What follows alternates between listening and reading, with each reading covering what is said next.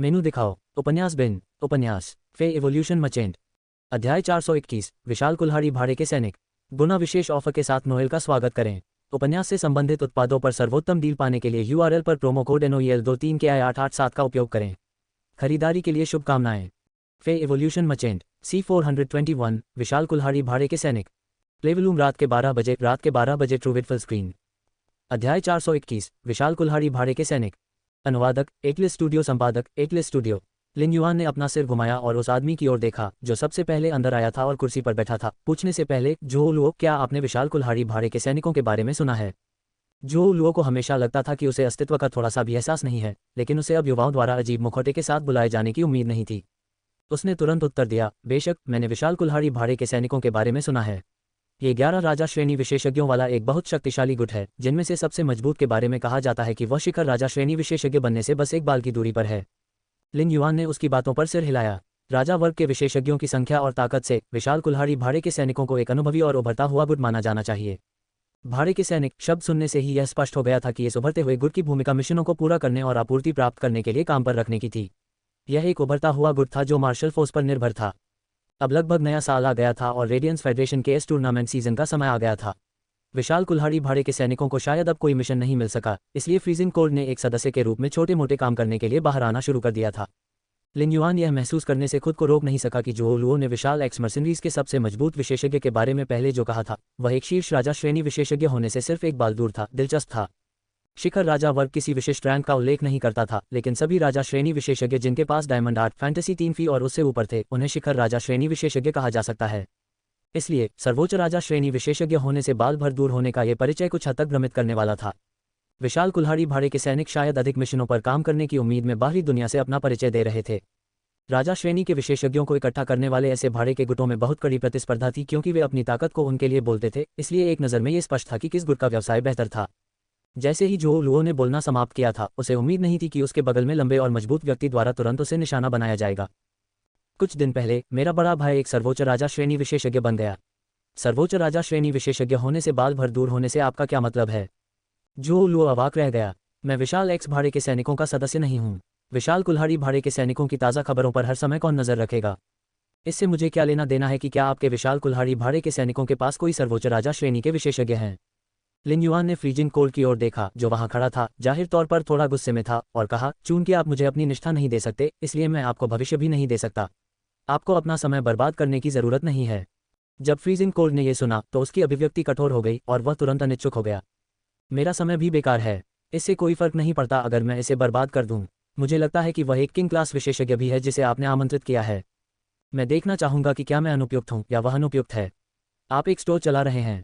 आप लोगों को दूर नहीं भगा सकते, ठीक है? जो लुओ, जो कुर्सी पर बैठे थे, थोड़ा हैरान महसूस कर रहे थे। ये ताकतवर आदमी एक बार फिर मुझे क्यों निशाना बना रहा है? अरे बाप रे, इस ताकतवर आदमी के मन में मेरे बारे में कोई गलत विचार तो नहीं है? लियू जी की मुट्ठियां बंद हो गई थीं और उन्होंने लिन युआन पर नजर डाली। उसकी आंखें संदेश दे रही थीं, यदि आप सहमत हैं तो मैं उसे उड़ा दूंगा। लिन युआन ने लियू जी पर अपना सिर हिलाया और फिर फ्रीजिंग कोल्ड को उदासीनता से उत्तर दिया, आप जब तक चाहें तब तक रह सकते हैं। आपका प्रवेश द्वार खुला है, इसलिए जब भी आप रुकने से थक जाएं तो आप जा सकते हैं। लिन युआन ने सोचा, मैं किसी को भी अपने स्टोर से नहीं भगाऊंगा। हालांकि मैं प्रवेश पहुंच सेट कर दूंगा और सभी ग्राहकों को अंदर आने की अनुमति दिए बिना बाहर से ब्लॉक कर दूंगा। ऐसा कहने के बाद लिन युआन बर्फीली ठंड पर और अधिक ऊर्जा खर्च नहीं करेगा, जो किनारे पर खड़ा था। चूंकि फ्रीजिंग कोल्ड सफेद कपड़े पहने अनुयायियों का सदस्य नहीं बन सका, इसलिए लिन युआन को फ्रीजिंग कोल्ड में प्रयास करने की आवश्यकता नहीं थी।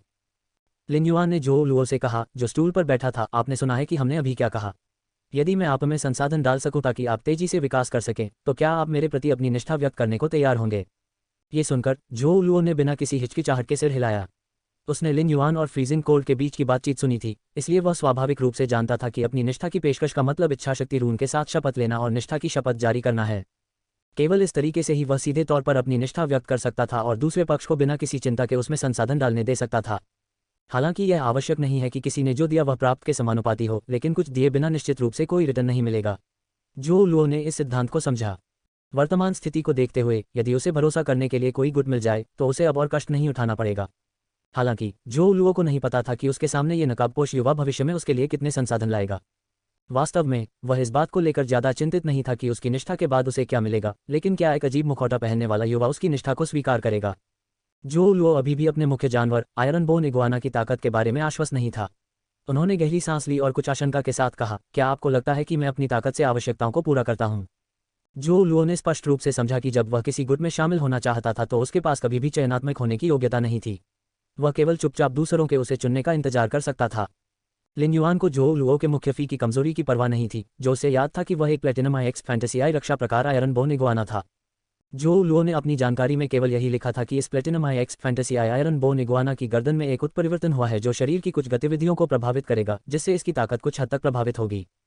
चूंकि जो लुओ उसके ठीक सामने था, लिन युआन भी देखना चाहता था कि उसके आयरन बोन इगुआना के साथ वास्तव में क्या गलत हुआ था। यदि जो लुओ के मुख्य जानवर आयरन बोन इगुआना की ताकत गर्दन पर उत्परिवर्तन से गंभीर रूप से प्रभावित होती तो जो लुओ लिन युआन के लिए एक बोझ होता।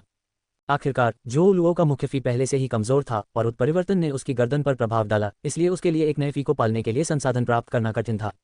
इस मामले में भले ही लिन युआन ने जो लुओ को कांस्य महाकाव्य पुरस्कार दिया हो, जो लुओ को अभी भी लिन युआन के निवेश की आवश्यकता होगी यदि वह मजबूत बनना चाहता है। लिन युआन ऐसा घाटे का सौदा नहीं करेगा। उन्होंने कहा, अपने मुख्य साथी को मेरे देखने के लिए बुलाओ। ये सुनकर जो लुओ स्पष्ट रूप से एक पल के लिए झिझके। फिर उसने एक गहरी सांस ली, अपनी आध्यात्मिक ऊर्जा को प्रवाहित किया और आयरन बोन इगुआना को बुलाया। जैसे ही जो लुओ ने अपने आयरन बोन इगुआना को बुलाया, लिन युआन की नज़र उसकी गर्दन पर टिक गई। ऐसा नहीं था कि वह जानबूझकर उसकी गर्दन को घूर रहा था, बल्कि सार्कोमा बहुत स्पष्ट था क्योंकि यह उसके सिर का एक चौथाई हिस्सा था। इससे लिन युआन को अचानक एक डिश के बारे में याद आया, प्रेशर कुकर में आलू।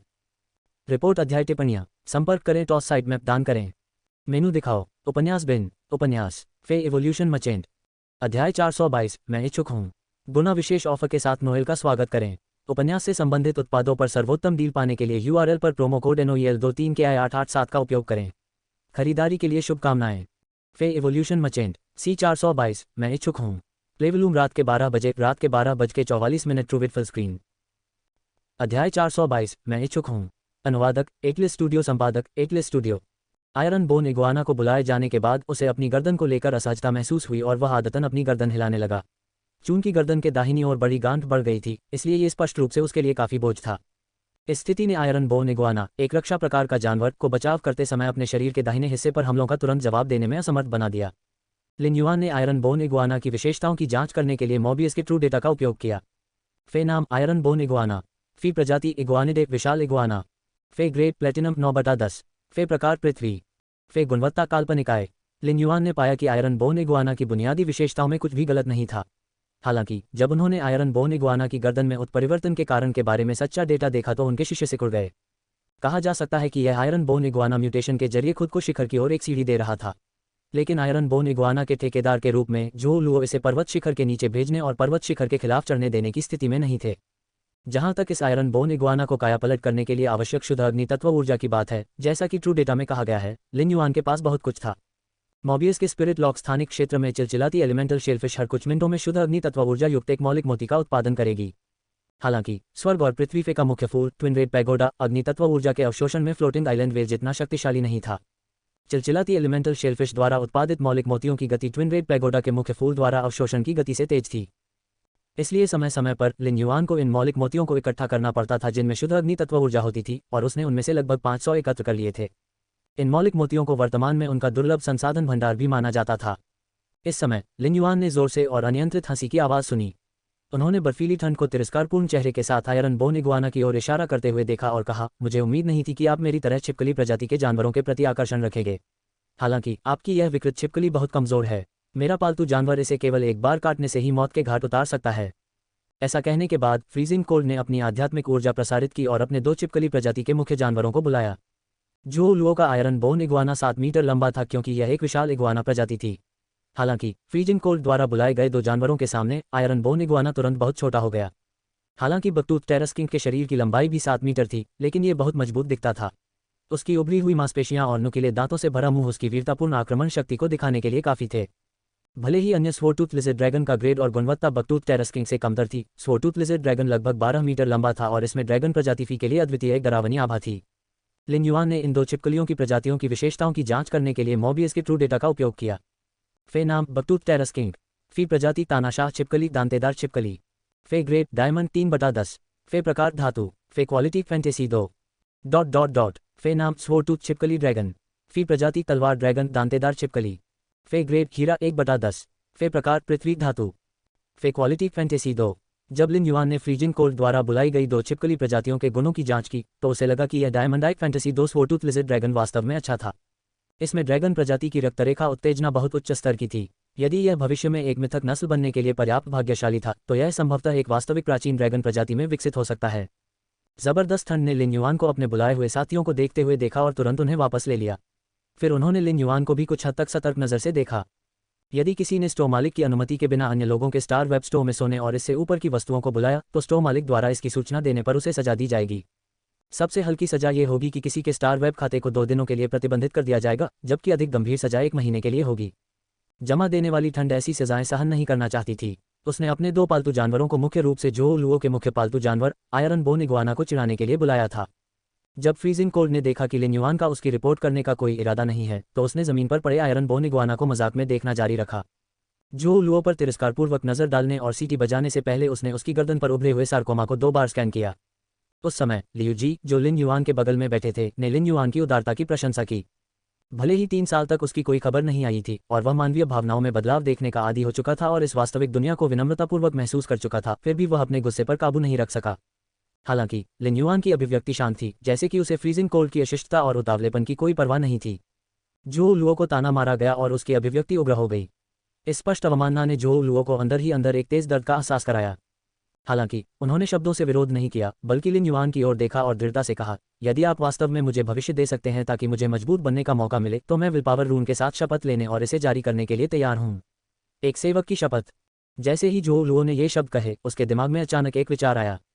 क्या उसे पूछना चाहिए कि क्या उसे चिलचिलाती एलिमेंटल शेलफिश द्वारा उत्पादित 5 स्वर्गीय युवती श्रेणी के मौलिक मोती मिल सकते हैं। लेकिन जब उसने स्वर्गीय युवती श्रेणी के मौलिक मोतियों के बारे में सोचा, जिसके बारे में क्लास 4 क्रिएशन मास्टर के रिटेननाइट मास्टर डुआनली ने पहले कहा था कि मास्टर डुआनली भी नहीं पा सके, तो उसने जबरन आशा और अनुरोध को वापस ले लिया। स्वर्गीय कन्या श्रेणी के मौलिक मोती प्राप्त करने का। जब फ्रीजिंग कोल्ड, जो अभी भी जोओ लुओ को ताना मारना चाहता था, ने जोओ लुओ के शब्द सुने तो वह अवचेतन रूप से स्तब्ध रह गया। निष्ठा की शपथ 3 प्रकार की होती थी: रक्षक शपथ, अनुचर शपथ और सेवक शपथ। आमतौर पर जब राजा श्रेणी के विशेषज्ञ इच्छाशक्ति रून की शपथ लेते हैं और निष्ठा की शपथ जारी करते हैं तो उनमें से अधिकांश एक रक्षक शपथ पर हस्ताक्षर करते हैं, जबकि कुछ लोग अनुचर शपथ पर हस्ताक्षर करते हैं। उनमें से बहुत कम लोग इच्छाशक्ति रून के साथ सेवक शपथ पर हस्ताक्षर करने और अपना पूरा जीवन एक गुट या एक निश्चित व्यक्ति पर लगाने के इच्छुक थे। यद्यपि कोई व्यक्ति अपने जीवन में केवल एक बार निष्ठा की शपथ जारी कर सकता है, विभिन्न प्रकार की निष्ठा शपथों के कारण जिस गुट के प्रति वह वफादार था उसकी स्थिति और स्वतंत्रता की डिग्री पूरी तरह से अलग थी। रिपोर्ट अध्याय टिप्पणियां। संपर्क करें, टॉस साइट मैप दान करें। मेनू दिखाओ। उपन्यास बिन। उपन्यास फे इवोल्यूशन मचेंट। अध्याय 423। मैं इसे आपके लिए हल कर दूंगा। गुना विशेष ऑफर के साथ नोएल का स्वागत करें। उपन्यास से संबंधित उत्पादों पर सर्वोत्तम डील पाने के लिए URL पर प्रोमो कोड NOEL23 के I887 का उपयोग करें। खरीदारी के लिए शुभकामनाएं। फे इवोल्यूशन मचेंट C423। मैं इसे आपके लिए हल कर दूंगा। प्लेवलूम रात के 12 बजे, रात के 12:44 ट्रूविट फुल स्क्रीन। अध्याय 423। मैं इसे आपके लिए हल कर दूंगा। अनुवादक एटलिस स्टूडियो, संपादक एटलिस स्टूडियो। फ्रीजिंग कोल्ड ने यह नहीं सोचा कि जोओ लुओ वास्तव में पागल था। निचले स्तर के राजा वर्ग के विशेषज्ञ असाधारण रूप से चतुर थे क्योंकि उनके लिए संसाधन प्राप्त करना कठिन था। जमा देने वाली ठंड ने एक पल के लिए 2 नकाबपोश युवकों को देखा और ध्यान से खाली स्टार वेब स्टोर को देखा।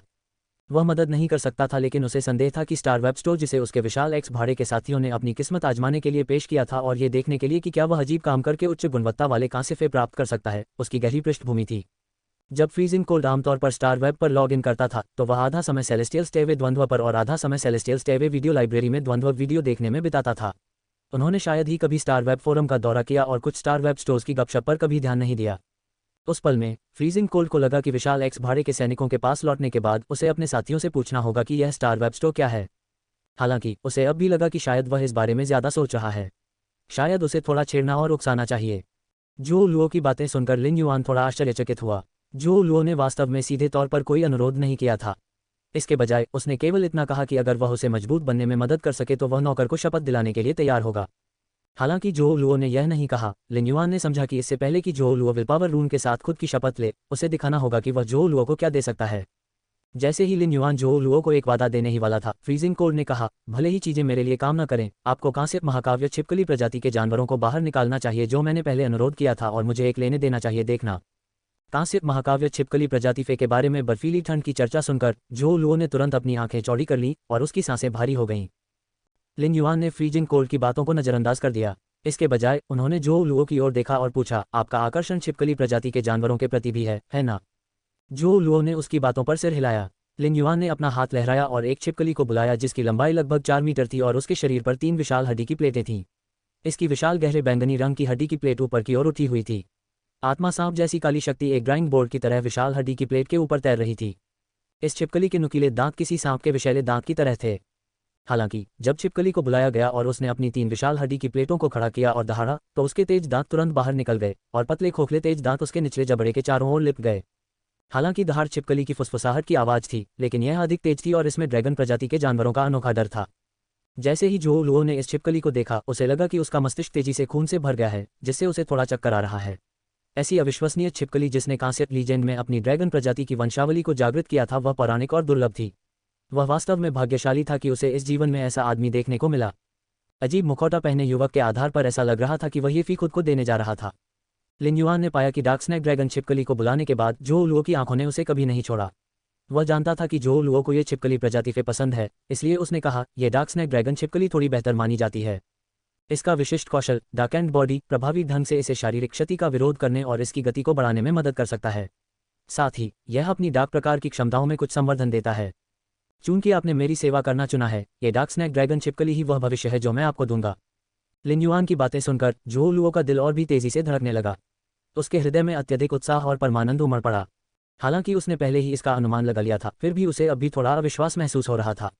एक अजीब मुखौटा पहने हुए इस युवक ने वास्तव में अपनी निष्ठा की प्रतिज्ञा करने का निर्णय लेने के बाद इतना बेहतर कांस्य महाकाव्य दिया था। ये बस एक बहुत बड़ी बात थी। जब फीजिन कोड ने इस डार्क स्नैक ड्रैगन छिपकली को देखा, तो उसे लगा कि वह एक छोटा लक्ष्य छोड़ने में कामयाब रहा है और 100,000,000 खो दिया है। उसने वास्तव में इस राजा श्रेणी के विशेषज्ञ को डार्क स्नैक ड्रैगन छिपकली जैसा एक बेहतर फी दिया था, जिसका मुख्य फी बहुत ही दयनीय रूप से कमजोर और विकृत था। बर्फीली ठंड ने महसूस किया कि ऐसा व्यवहार केवल एक हार थी। यदि यह डार्क स्नैक ड्रैगन छिपकली उसे दे दी जाती, तो वह 2 ड्रैगन प्रजाति के जानवरों के साथ आरोही ड्रैगन सिटी के लॉन परिवार में अपनी किस्मत आजमाने के लिए योग्य होता। साथ ही वह निश्चिंत हो सकता था कि उसने इस स्टार वेब स्टोर की पृष्ठभूमि को कम करके आंका था। जो लुओ धीरे धीरे अपनी उत्तेजना से शांत हो गया था और जल्दी से स्टूल से खड़ा हो गया, इससे पहले कि उसने सम्मानपूर्वक लिन युआन से कहा, मास्टर, जो लुओ अब से आपके निपटान में है। जब लिन युआन ने जो लुओ के शब्द सुने, तो अजीब मुखौटे के नीचे उसके मुंह के कोने ऊपर की ओर मुड़ गए। मैंने तुम्हें जो पता भेजा है, उसके अनुसार तुरंत रॉयल कैपिटल आएं। विल पावर रूम की शपथ लेने के बाद आप इस डार्क स्नैक ड्रैगन छिपकली को भी ले सकते हैं और इसका जल्दी पालन पोषण कर सकते हैं। जैसे ही जो लुओ उसे धन्यवाद देने वाला था, लिन युआन ने कहा, आपके आयरन बोन इगुआना की गर्दन पर सार्कोमा अच्छी दिशा में बदल रहा है। इसके उत्परिवर्तन को पूरा करने के लिए इसे अत्यंत शुद्ध अग्नि तत्व ऊर्जा की आवश्यकता है। जब आप रॉयल कैपिटल आएंगे, तो मैं आपके लिए इसका समाधान कर सकता हूँ। जो लुओ का शरीर सुखद आश्चर्य से कांप उठा। इस समय वह उस समय से कहीं अधिक आश्चर्यचकित था जब उसे पता था कि उसे डार्क स्नैक ड्रैगन छिपकली मिलने वाली है। कहा जा सकता है कि जो लुओ छोटी उम्र से ही आयरन बोन इगुआना के साथ रहता था। जीवित रहने के लिए यह अज्ञात था कि उन्होंने कितनी बार एक साथ जीवन और मृत्यु का अनुभव किया था। नोव एल्बेन। जो लुओ के पास कोई अन्य साथी नहीं था, इसलिए उसने अपनी सारी भावनाएं आयरन बोन इगुआना में डाल दी थीं। ये कहा जा सकता है कि आयरन बोन इगुआना उनके जीवन के समान था। जो लुओ का चेहरा उत्साह से लाल था और उसके होंठ थोड़ा कांप रहे थे जब उसने कहा, मास्टर, आपके पास स्वर्गीय युवती श्रेणी के मौलिक मोती हैं। जो लुओ भी हतप्रभ था। मास्टर डुआन ली ने कुछ जांच के बाद ही आयरन बोन इगुआना के उत्परिवर्तन की खोज की थी। हालांकि अजीब मुखौटा पहने उस युवक ने एक ही नज़र में आयरन बोन इगुआना की गर्दन पर सार्कोमा का असली कारण समझ लिया था। जब लिन युआन ने जो लुओ को स्वर्गीय युवती श्रेणी के मौलिक मोतियों के बारे में बात करते हुए सुना, तो वह थोड़ा स्तब्ध रह गया। फिर उसे याद आया कि गाओ फैंग ने पहले क्या कहा था। एलिमेंटल शेलफिश को उत्परिवर्तित करने के लिए प्रेरित करने के बाद उनके द्वारा उत्पादित मौलिक मोतियों को अवशोषित आभा की शुद्धता के आधार पर कई ग्रेडों में विभाजित किया गया था। स्वर्गीय युवती ग्रेड मौलिक मोतियों का उच्चतम ग्रेड था। चूंकि उसके हाथों में मौजूद मौलिक मोती ने स्पिरिट लॉक स्थानिक क्षेत्र में स्पिरिट क्यूई को अवशोषित कर लिया, इसलिए ये कहा जा सकता है कि शुद्धता लगभग 100% थी। स्वर्गीय कन्या श्रेणी भी एक सर्वोच्च अस्तित्व थी। लिन युआन ने पहले सोचा था कि जो लुओ को आयरन बोन इगुआना की गर्दन पर सार्कोमा का कारण नहीं पता था, लेकिन उन्हें उम्मीद नहीं थी कि जो लुओ को इसके बारे में बहुत अच्छी तरह से पता होगा। हाँ, मेरे पास कुछ स्वर्गीय युवती श्रेणी के मौलिक मोती हैं जिनमें चिलचिलाती एलिमेंटल शेलफिश द्वारा उत्पादित अग्नि तत्व ऊर्जा शामिल है। रिपोर्ट अध्याय टिप्पणियाँ। संपर्क करें, टॉस साइट मैप दान करें। मेनू दिखाओ। उपन्यास बिन। उपन्यास फे इवोल्यूशन मचेंट। अध्याय 424, बड़े लोगों से घिरा होना। गुना विशेष ऑफर के साथ नोएल का स्वागत करें। उपन्यास से संबंधित उत्पादों पर सर्वोत्तम डील पाने के लिए URL पर प्रोमो कोड NOEL23KI887 का उपयोग करें। खरीदारी के लिए शुभकामनाएं। फे इवोल्यूशन मचेंट C424, बड़े लोगों से घिरा होना। प्लेवलूम रात के 12 बजे, रात के 12:44 ट्रू विथ फुल स्क्रीन। अध्याय 424 बड़े लोगों से घिरा होना। अनुवादक एकलिस स्टूडियो, संपादक एकलिस स्टूडियो। जब फ्रीजिंग कोल्ड ने देखा कि purchase with no loss store के मालिक ने जो लुओ को डार्क स्नैक ड्रैगन छिपकली दे दी तो वह मदद नहीं कर सका, लेकिन आभरी की स्टोर सरल नहीं था। आखिरकार कौन जानता था कि स्टोर मालिक के पास यह कांस्य महाकाव्य डार्क स्नैक ड्रैगन छिपकली पहले भी संयोग से थी। हालांकि स्वर्गीय युवती श्रेणी के मौलिक मोतियों के निर्माण के लिए आवश्यक आत्मा क्यूई की एकाग्रता केवल कक्षा 4 क्रिएशन मास्टर्स और उससे ऊपर द्वारा ही प्राप्त की जा सकती है। इसका मतलब यह भी था कि इसे एक स्टार वेब स्टोर के पीछे कम से कम क्लास 4 क्रिएशन मास्टर होना चाहिए। फ्रीजिंग कोल्ड ने जिस बात को चौंका दिया वह ये थी कि purchase with no loss store का मालिक वास्तव में इस विकृत छिपकली को ऐसे दुर्लभ स्वर्गीय युवती श्रेणी के मौलिक मोती के साथ बचाने के लिए तैयार था। विशाल कुल्हाड़ी भाड़े के सैनिकों के लिए उनके मन में हमेशा गहरी भावनाएं थीं, अन्यथा वह उनके प्रति निष्ठा की शपथ लेने को तैयार नहीं होता। हालांकि वह ये सोचने से खुद को नहीं रोक सका कि अगर उसने इच्छाशक्ति रून के साथ विशाल कुल्हाड़ी भाड़े के सैनिकों के प्रति निष्ठा की शपथ नहीं ली होती तो क्या सभी अच्छी चीजें अब उसकी होती। उस समय लिन युआन की सफेद कपड़े पहने अनुयायियों की पहली भर्ती को भी समाप्त माना गया था। उन्होंने इस बार केवल जो लुओ को भर्ती किया था और जो लुओ की ताकत अभी भी बहुत कमजोर थी। हालांकि उसके आयरन बोन इग्वाना द्वारा अपने उत्परिवर्तन को पूरा करने के लिए मौलिक मोतियों से शुद्ध अग्नि तत्व ऊर्जा को अवशोषित करने के बाद इसे भारी बढ़ावा मिलेगा। जब उसकी गर्दन पर सार्कोमा पूरी तरह से बदल गया और एक नया सिर विकसित हो गया तो जो लुओ लिन युआन की चिंता किए बिना डार्क स्नैक ड्रैगन छिपकली को पालने के लिए आयरन बोन इग्वाना द्वारा अर्जित संसाधनों पर पूरी तरह से भरोसा कर सकता था। लिन युआन ने मुड़कर लियू जी से कहा, बिग ब्रदर लियू, जो लुओ अब से आपके अधीन पहला योद्धा होगा। ये सुनकर लियू जी ने गंभीरता से उत्तर दिया, इसे मुझ पर छोड़ दो। इस अवधि के दौरान ये कहा जा सकता है कि लियू जी हवेली में सभी को देख रहे थे और लगातार स्काई सिटी में व्यस्त थे, लेकिन केवल उनके पास करने के लिए कुछ नहीं था। वह अब अंततः स्काई सिटी और लिन युआन के लिए अपनी भूमिका निभाने की जिम्मेदारी ले सकते हैं। लिन युआन ने जमा देने वाली ठंड की ओर अपनी निगाहें घुमाईं और कहा, हम जा रहे हैं। क्या आप अब भी इस स्टोर में घूमना चाहते हैं? जैसे ही वह बोल रहा था लिन युआन ने अपने स्टार वेब स्टोर का प्रवेश द्वार खोला।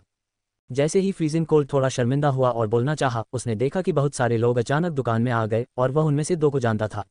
ये 2 लोग सच्चे दिग्गज थे। लिन युआन को उम्मीद नहीं थी कि जब उसने प्रवेश द्वार खोला तो 30 से अधिक लोग एक साथ आ जाएंगे। इन 30 लोगों में उन्होंने पाया कि लगभग सभी लोग फैन क्लब से थे। उसे तुरंत पता चल गया कि हिंसक स्वभाव वाली महिला को फैन क्लब को बताना चाहिए था कि उसने उसे स्टोर के सामने देखा था। लिन युआन जितना संभव हो सके अपने purchase with no loss store के फैन क्लब में छिपा रहा, लेकिन उसे उम्मीद नहीं थी कि 30 से अधिक बड़े लोग उसके स्टार वेब स्टोर में आएंगे। जो लुओ, जो आश्चर्य और उत्साह में फंस गया था, स्टार वेब से लॉग इन करने और सहमति के अनुसार रॉयल कैपिटल जाने के लिए तैयार था। अप्रत्याशित रूप से जब वह सुखद आश्चर्य से उभरा तो इतने सारे लोगों की अचानक उपस्थिति से वह थोड़ा भ्रमित हो गया। क्या अत्यधिक सुखद आश्चर्य के कारण उसने अपनी याददाश्त खो दी थी? उसी समय जो लुओ ने एक दयालु आवाज़ सुनी, मुझे विश्वास नहीं हो रहा है कि मैंने तुम्हें एक दिन के बाद फिर से देखा, बच्चे। यह आवाज़ सुनकर जो लुओ मुड़ा। पहले तो वह आश्चर्यचकित हुआ, फिर उसने झट से सलामी दी और जवाब दिया, मास्टर डुआनली, मुझे आपसे यहाँ मिलने की उम्मीद नहीं थी। बूढ़ी औरत, जिसे मास्टर डुआनली कहा जाता था, ने भी जो लुओ को कुछ आश्चर्य से देखा। वह अनुमान लगा रही थी कि जो लुओ इस purchase with no loss store में क्यों दिखाई देगा। जब वह स्टोर में दाखिल हुई तो उसे जो लुओ की उपस्थिति मिली। क्या उसका इस स्टोर से कोई संबंध था? उसके तुरंत बाद मास्टर डुआनली ने इस विचार को खारिज कर दिया। यदि जो लुओ का वास्तव में इस स्टार वेब स्टोर से संबंध था तो उसका मुख्य प्रतिद्वंद्वी आयरन बोन इग्वाना नहीं होता। जब मास्टर डुआनली ने जो लुओ को बड़ा आकार दिया तो उसके रोंगटे खड़े हो गए। वह कब इस लायक था कि उसे इंटरमीडिएट क्लास 4 क्रिएशन मास्टर मिलना चाहिए और उस पर इतना विचार करना चाहिए। जो लुओ ने जल्दी से एक विषय ढूंढा और कहा, धन्यवाद मास्टर डुआनली, अपने रिटेनर नाइट को मुझे कुछ सलाह देने के लिए। मास्टर डुआनली ने जो लुओ के कंधे को प्यार से थपथपाया और जवाब दिया, आपकी छिपकली प्रजाति के जानवरों के प्रति आकर्षण है और उनमें से अधिकांश हमला करने में बेहतर हैं। आप पहले कांस्य निर्दोष शक्ति अपराध प्रकार की छिपकली प्रजाति के जानवरों को ढूंढ सकते हैं और अनुबंधित कर सकते हैं और बाद में जब आपके पास संसाधन हो तो और अधिक नए जानवरों का पालन पोषण कर सकते हैं। जो लुओ ने मास्टर डुआनली की ओर कृतज्ञतापूर्वक देखा। वह जानता था कि वह उससे कहना चाहती थी कि वह अपने आयरन बोन इग्वाना का पालन पोषण करना बंद कर दे। जब तक इसने अपना उत्परिवर्तन पूरा नहीं किया, न केवल इसमें थोड़ी सी भी क्षमता नहीं होगी, बल्कि यह इसकी युद्ध शक्ति को भी प्रभावित करेगा। हालांकि चूंकि आयरन बोन इग्वाना का उत्परिवर्तन हल हो गया था, जो लुओ ने एक अजीब मुखौटा पहने युवक को देखा जो कुछ ही दूरी पर भीड़ से घिरा हुआ था। इससे पहले कि उसने मास्टर डुआनली से कहा, मास्टर, मेरा आयरन बोन इग्वाना की उत्परिवर्तन समस्या का समाधान हो गया है। मास्टर डुआनली के दयालु चेहरे पर सदमे का एक स्पर्श चमक उठा। उसने जो लुओ की नज़र के साथ साथ दूर तक भी देखा और उसकी नज़र अजीब मुखौटा पहने युवक पर पड़ी। कल जो लुओ को अपनी आयरन बोन इग्वाना की उत्परिवर्तन समस्या के बारे में पता चला था, लेकिन अब इसे हल कर लिया गया था और यह इस छोटे से स्टोर में था। इसका कारण स्वयं स्पष्ट था। लिन युआन को लगा कि इन बड़े लोगों द्वारा उसे खाली कर दिया जाएगा। फूल ब्रोकेड मोतियों की संख्या जो वे खरीदना चाहते थे बढ़कर 200 हो गई और अभी भी बड़े लोगों का एक नया समूह उसके साथ बार बार व्यापार करने के लिए आवेदन कर रहा था। उनमें से लिन युआन ने पाया कि जिन्हें सबसे अधिक संख्या में फ्लावर ब्रोकेड मोतियों की आवश्यकता थी वे क्रिएशन मास्टर्स नहीं थे। इसका मतलब ये था कि इन क्रिएशन मास्टर्स को, जिन्हें ब्रोकेड मोतियों की बहुत अधिक आवश्यकता थी, या तो उनके पीछे एक बड़ा गुट था, या वे विशुद्ध रूप से सामानों का एक बैच जमा करना चाहते थे। जब बाजार में उनकी मांग थी तो उन्हें ऊंची कीमत पर बेचना चाहते थे, और बन गए। एक बिचौलिया खुशी खुशी कीमत का अंतर कमा रहा है। लिन युआन ने उन फूलों के ब्रोकेड मोतियों का व्यापार करने का वादा नहीं किया जिनकी इन लोगों को जरूरत थी। चूंकि वह फैन क्लब के कनेक्शन की ताकत को मजबूत करना चाहता था, इसलिए सबसे अच्छा तरीका समय समय पर समूह कल्याण की नीलामी आयोजित करना था। दुर्लभ वस्तुएं प्रिय थीं। इन तंग संसाधनों से निपटने के लिए एक समय में एक व्यक्ति को संतुष्ट करना सबसे अच्छा विकल्प था। लिन युआन ने लियूजी को, जो किनारे पर था, आंख मारी, ये संकेत देते हुए कि लियूजी बाद में उसके साथ चली जाएगी। फिर उन्होंने अपने अलावा बड़े लोगों के इस समूह से बात की। रिपोर्ट अध्याय टिप्पणियां। संपर्क करें, टॉस साइड मैप दान करें। मेनू दिखाओ। उपन्यास बिन। उपन्यास फे इवोल्यूशन मचेंट। अध्याय 425, 8 पृष्ठों की परिषद। गुना विशेष ऑफर के साथ नोएल का स्वागत करें। उपन्यास से संबंधित उत्पादों पर सर्वोत्तम डील पाने के लिए URL पर प्रोमो कोड NOEL23KI887 का उपयोग करें। खरीदारी के लिए शुभकामनाएं। फे इवोल्यूशन मचेंट C425, 8 पृष्ठों की परिषद। प्लेवलूम रात के 12 बजे, रात के 12:44 ट्रू विद फुल स्क्रीन। अध्याय 425, 8 पृष्ठों की परिषद। अगर कुछ भी हो तो हर कोई मुझे ऐड कर सकता है या समूह में एक निजी संदेश भेज सकता है। समय समय पर समूह कल्याण होगा। मुझे उम्मीद है कि हर कोई समझदारी से बोली लगाएगा। उस समय लिन युआन के पास खड़ी एक लंबी महिला ने चुलबुलेपन से कहा, मास्टर एडमिन, आप अपने समूह के कल्याण के लिए हमेशा फ्लावर ब्रोकेड मोती बने रहना नहीं चाहते हैं, है ना? ये बहुत उबाऊ होगा। जैसे ही यह महिला बोली, लिन युआन समेत बड़े लोगों के रोंगटे खड़े हो गए। लिन युआन ने सोचा, हे भगवान, क्या ये कठोरता पर काबू पाने के लिए महान अभिनय करने वाली शर्म है? लिन युआन ने अपना गला साफ किया और सख्ती से जवाब दिया, चूंकि आपको लगता है कि यह उबाऊ है, हम कुछ और बदल देंगे। अगला समूह कल्याण चिलचिलाती एलिमेंटल शेलफिश से उत्पादित 10 वर्गीय युवती ग्रेड मौलिक मोती होगा। इतना कहने के बाद लिन युआन और लियूजी ने एक दूसरे की ओर देखा और स्टार वेब स्टोर से एक साथ निकल गए। उस तेजतर्रार और लंबी महिला के चेहरे पर निराशा की झलक दिखाई दी। क्या मेरा मजाक उड़ाया गया है? किसी की ऐसा करने की हिम्मत कैसे हुई? मैं एक ऐसी महिला हूं जिसने 32 पतियों, 16 बॉयफ्रेंड, 27 पुरुष मित्रों और 81 संदिग्ध रिश्तों वाले पुरुषों को मार डाला है। लिन युआन के शब्दों ने purchase with no loss store के दिग्गजों में हंगामा मचा दिया। अगला समूह कल्याण 10 वर्गीय युवती श्रेणी के मौलिक मोती निकला। हालांकि ये 10 वर्गीय युवती श्रेणी के मौलिक मोती सभी अग्नि प्रकार के मौलिक मोती थे जो चिलचिलाती एलिमेंटल शेलफिश द्वारा उत्पादित किए गए थे। समान शुद्धता के किसी भी प्रकार के मौलिक मोती का आदान प्रदान किया जा सकता था। जब तक समाचार स्टार वेब पर पोस्ट किया गया था, उसके लिए अगला घर ढूंढना बहुत आसान होगा। स्वर्गीय युवती श्रेणी के मौलिक मोती और फूल ब्रोकेड मोती एक ही स्तर पर नहीं थे। इस बार स्टार वेब स्टोर के अंदर ग्रुप एडमिन को फंसाने से वास्तव में ऐसे अप्रत्याशित लाभ हुए। ऐसा प्रतीत हुआ कि इसे अधिक बार करने से समूह कल्याण को बहुत लाभ हुआ। उसी समय कई लोगों ने सोचा कि लिन युआन ने समझदारी से बोली लगाने के बारे में क्या कहा था, और उन्होंने शाप दिया, आपके लिए ये कहना आसान है।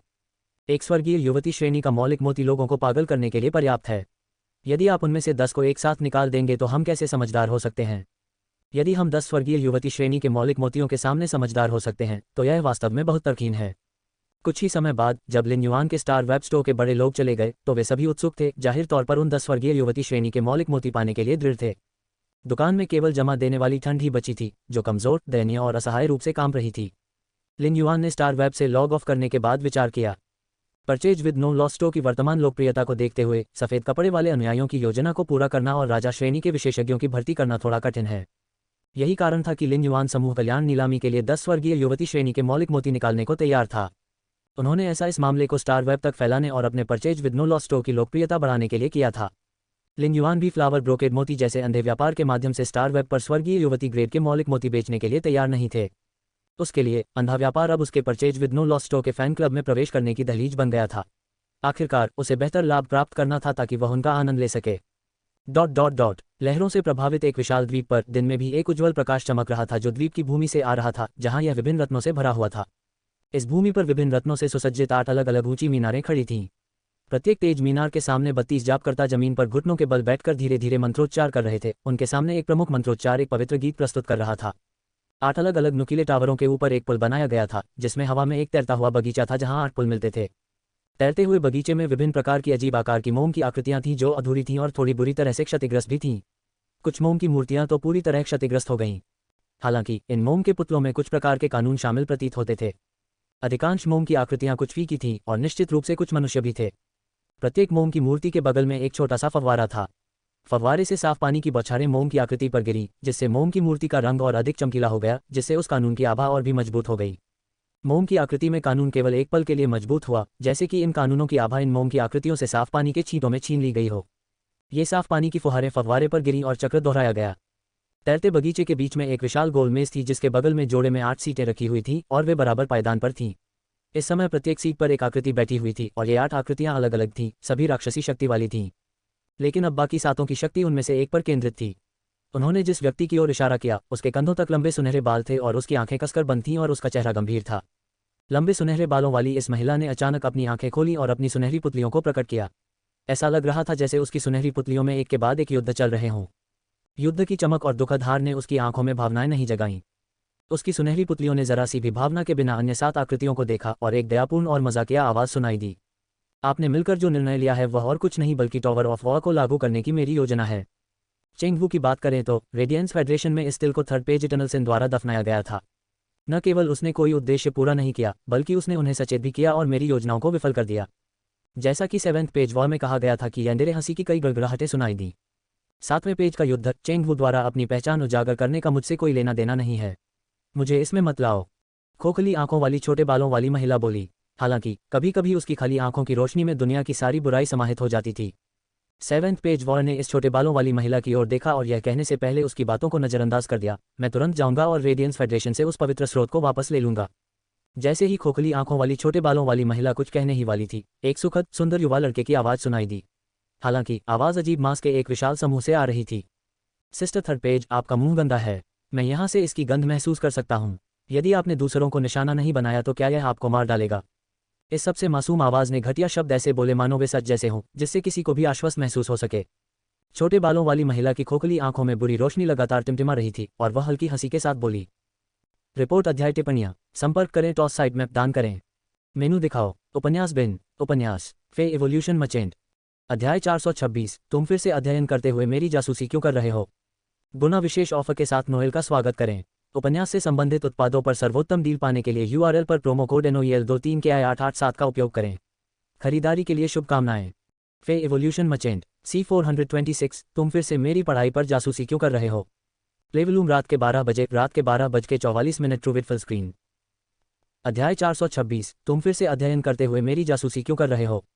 अनुवादक एटलिस स्टूडियो। संपादक एटलिस स्टूडियो। 5वां पृष्ठ सत्य। आप पूरे दिन हमेशा सड़े हुए मांस की एक परत में रहते हैं। क्या आप दुर्गंध भी सूंघ सकते हैं? आप मुझे इस सड़े हुए मांस को एक छोटे से काले घर में क्यों नहीं बनाने देते जो आपको हमेशा के लिए फंसा देगा? जब वह बोल रही थी तो छोटे बालों वाली महिला के चेहरे पर एक गंभीर अभिव्यक्ति थी जिससे उसकी नाजुक विशेषताएं डरावनी हो गईं।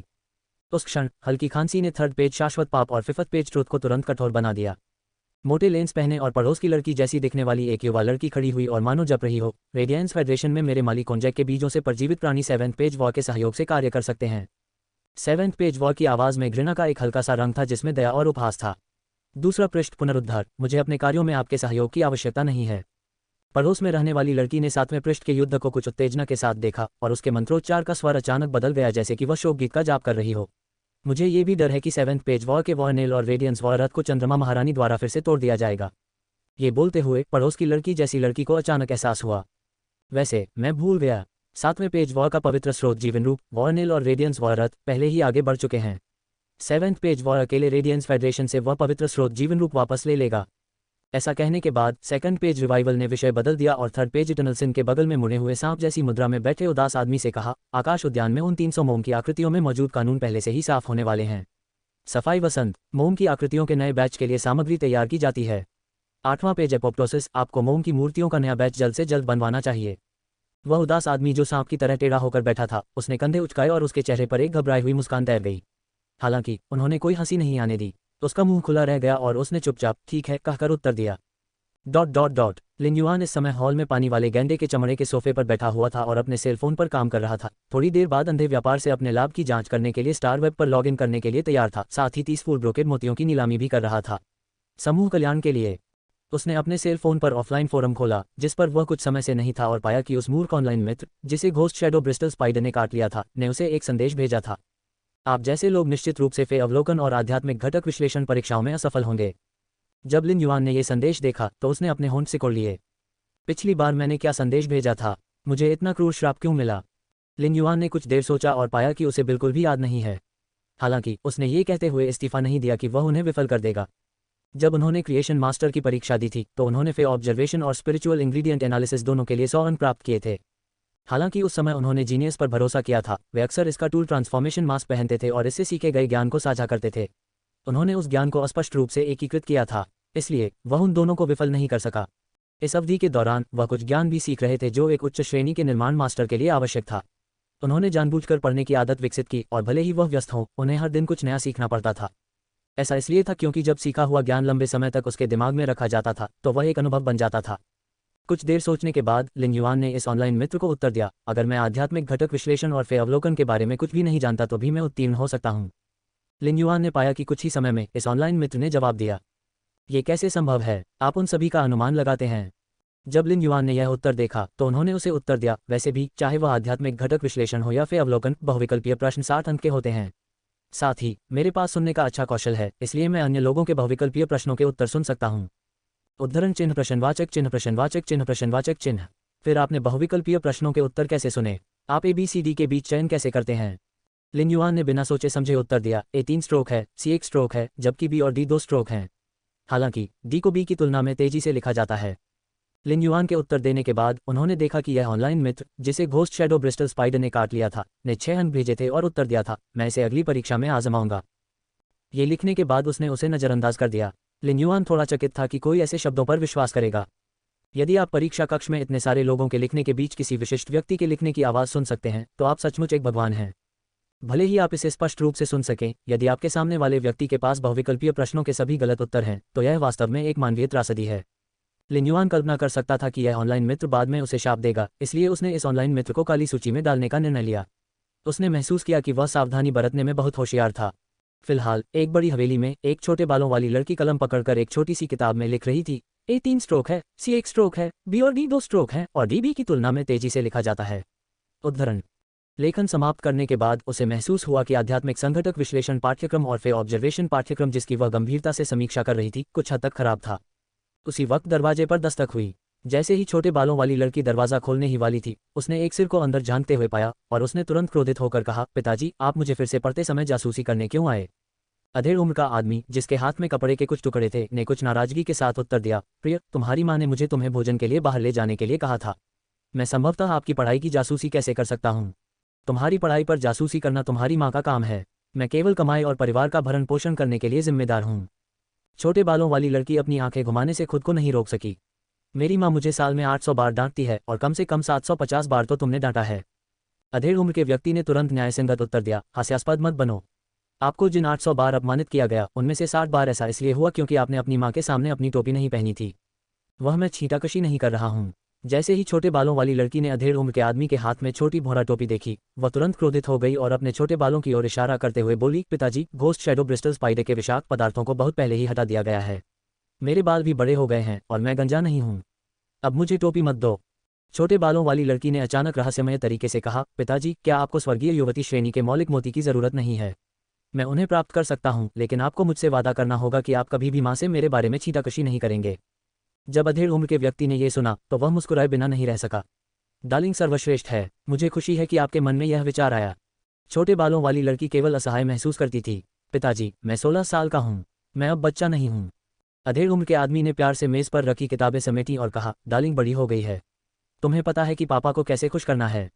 छोटे बालों वाली लड़की को केवल यह महसूस हुआ कि घोस्ट शैडो ब्रिस्टल स्पाइडर द्वारा काट लिया जाना कितना अच्छा होगा ताकि उसे इस क्रोध से पीड़ित न होना पड़े।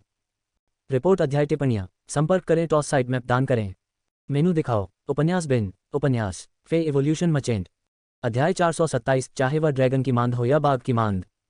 गुना विशेष ऑफर के साथ नोएल का स्वागत करें। उपन्यास से संबंधित उत्पादों पर सर्वोत्तम डील पाने के लिए URL पर प्रोमो कोड NOEL23 के I887 का उपयोग करें। खरीदारी के लिए शुभकामनाएं। फे इवोल्यूशन मचेंट C427 चाहे ये ड्रैगन की मांद हो या बाघ की मांद।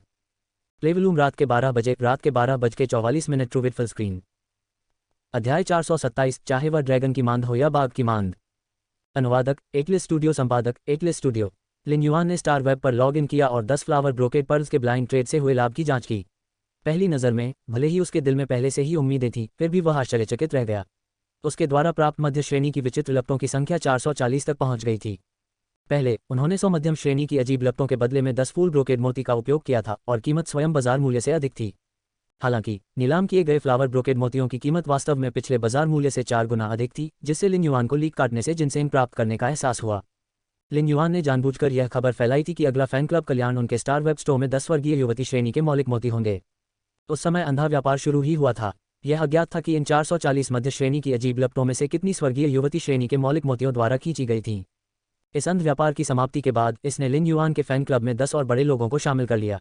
नए सदस्यों के जुड़ने से फैन क्लब और भी जीवंत हो गया। समूह कल्याण में 30 फुल ब्रोकेड मोती ने भी लिन युआन को बहुत सारी दुर्लभ सामग्री हासिल करने की अनुमति दी। लिन युआन को अपना गुड स्काई सिटी बनाने के लिए जिन संसाधनों की आवश्यकता थी वे इतने सरल नहीं हो सकते थे। समूह कल्याण नीलामी के माध्यम से प्राप्त संसाधनों के कारण उन्हें और अधिक दुर्लभ संसाधन प्राप्त हो सके। हर बार जब समूह के बड़े लोगों ने कीमत बढ़ाई तो ये स्क्रीनिंग के बराबर थी। कीमत में कई दौर की वृद्धि के बाद ये सुनिश्चित हो सका कि लिन युआन को जो संसाधन मिले वे बिल्कुल उच्च गुणवत्ता वाले थे। लिन युआन का इरादा इन संसाधनों को जमा करने के लिए प्लेटिनम पे स्टोरेज बॉक्स में डालने का था। वह इस साल जून में फ्लोटिंग आइलैंड वेल की पीठ पर स्काई सिटी बनाने की तैयारी में इसे बचाएंगे। लिन युआन ने चुपचाप चिलचिलाती एलिमेंटल शेलफिश से उत्पादित 10 वर्गीय युवती ग्रेड के मौलिक मोतियों को प्रदर्शन के लिए अपने फैन क्लब में रख दिया। उन्होंने समूह कल्याण के रूप में प्रदर्शन पर रखे गए 10 वर्गीय युवती श्रेणी के मौलिक मोतियों को नीलाम करने के लिए बाद में एक समय चुनने का इरादा किया। यह उनके वादे की पूर्ति भी थी। ओवलबन। फिर लिन युआन ने स्टार वेब से लॉग ऑफ किया और हमेशा की तरह जीनियस टूल ट्रांसफॉर्मेशन चश्मा पहना। उन्होंने क्रिएशन मास्टर्स के बारे में किताबें पढ़ना शुरू कर दिया और उन्हें पढ़ने के लिए जीनियस टूल ट्रांसफॉर्मेशन चश्मा पहनकर लिन युआन ने उनके दिमाग में ज्ञान को बहुत स्पष्ट रूप से अंकित किया। हालांकि लिन युआन अपने टूल ट्रांसफॉर्मेशन चश्मे के साथ जीनियस की रिटेंटिव मेमोरी तक नहीं पहुंच सका, लेकिन वह आमतौर पर इसे तब तक याद रख सकता था जब तक वह इसे 3 बार पढ़ता था। जैसे जैसे वह पढ़ता गया ऐसा लगा मानो उसके दिमाग में एक बोध और अधिक स्पष्ट हो गया, जैसे कि सारा ज्ञान निकटता से जुड़ा हुआ था।